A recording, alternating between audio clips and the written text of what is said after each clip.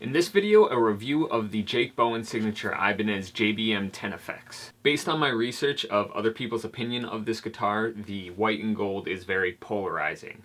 The original look, the graphite look, was available on the JBM20 and the JBM100, which was the predecessor and the high-end version respectively, but both of these are out of production.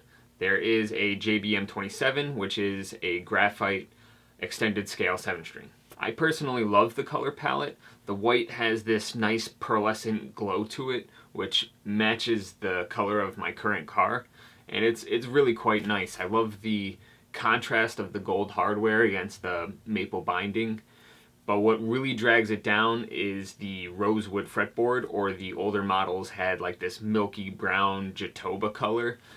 I know Ibanez has ebony fretboards at the factory, and it just seems so obvious. I don't know why they haven't done it. I give Jake Bowen and Ibanez a lot of credit for going with the mixed hardware. You have the brushed gold of the pickup covers, the high polished gold on the tuners, black bridge and knob, and then a like Dijon mustard gold logo. You don't see a lot of gold hardware out there because it costs more and it's liked less. It seems like a good business model, but it's kind of hard to find a good guitar with gold hardware off the shelf. And it's hard to find a good RGA for that matter, so that makes this guitar something special. Then you have this crescent moon inlay, which is the only inlay, and it kind of looks like a toenail clipping. Then a reverse headstock, which will give you a little bit more sympathetic vibrations on the low strings, but that is a small price to pay because it looks really cool. The first releases of Jake Bowen's signature Ibanez models had maple top mahogany body. This is maple top Nyato body. And what I can say about that is Nyato is a variation of mahogany. All variations are going to have slight tonal differences. This one is slightly lighter and leans more towards the classic warmth characteristic of African mahogany. This guy sports a 400mm radius Wizard 3 neck, which is a go-to for a lot of Ibanez guitars. If you go to your authorized dealer and you pick up a standard series from the shelf, this is going to be a Wizard 3 neck. The prestige models, the higher end models, have a Super Wizard, which is going to be thin like a JP series Music Man with a flatter radius on it. But 400mm is just slightly under 16 inches, so you'll feel it a little bit more than compared to like a prestige model, but it's not going to be a huge difference. To me, the neck is nostalgic in a way. Growing up playing guitar, Ibanez were everywhere and they were affordable, so naturally I played a lot of them. So my hand feels at home, but I also feel like it's just in the crowd with the rest of the Ibanez guitars, and it's not anything special, but I guess if it's not broken, don't fix it. The neck is one-piece maple that is painted satin to match the body, with taped off maple binding that tries to match the binding on the body. So you have this line of maple with plain black side dots that is a different color from the body binding. What is extra strange is I would expect to see the sides of the fretboard there, so that makes me think that they added this during the neck construction process. Either that or the fretboard is just some kind of insert. Something that's very important for me to mention is Jake Bowen is playing a line of custom shop guitars that significantly deviate from his signature series. I'm talking, of course, about the blue and red custom shop that he's been playing, and it'd be really cool to see this in production because it's something unique for Ibanez to offer. You kind of have that comparison style 27 fret swoosh with a rail humbucker in it, and the color palette is less classy and a little bit more striking. Maybe we'll see these in production in 2022. At the very least, I would drool over it on the Ibanez website. Now, the real reason someone might consider this instrument versus something comparable is the stock DiMarzio Titan pickups.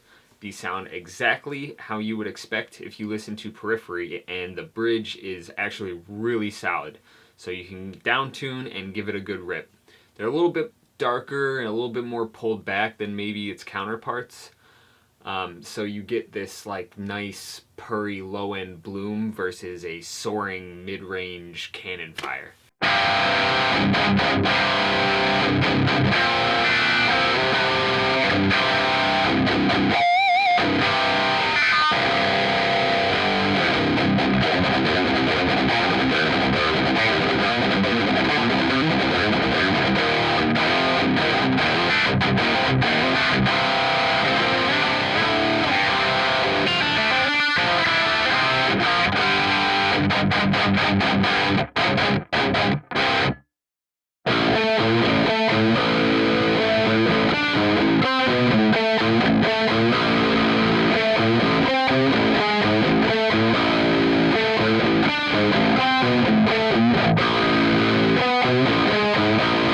The pick attack and sustain of the pickups really fill the sonic space and is very malleable in its ability to go from the background to the foreground of a mix.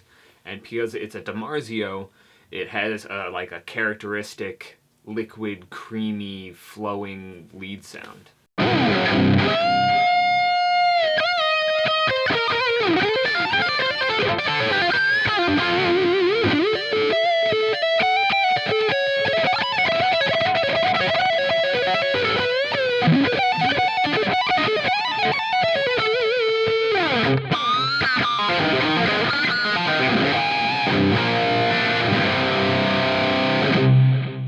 I really like how the cleans are able to handle a lot of guitar processing, and something that is a little different is the pickup selector's fourth position are the neck coils in parallel versus series. So instead of having a stacked output, you have two different sources. So the result is a lower output, lower powered neck pickup tone that is still humbucking.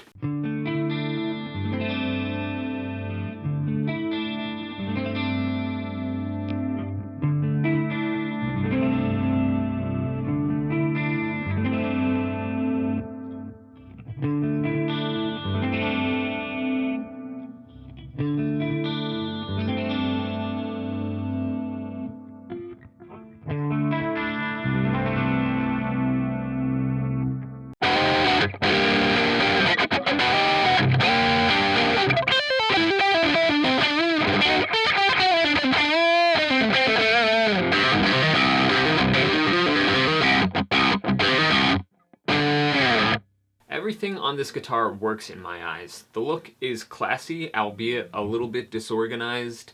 The sound is versatile and genty, and the quality is a little bit touchy. There were some very little things here and there, but I feel that is to be expected. Not to overuse the word, but I feel the JBM10FX is just really good value.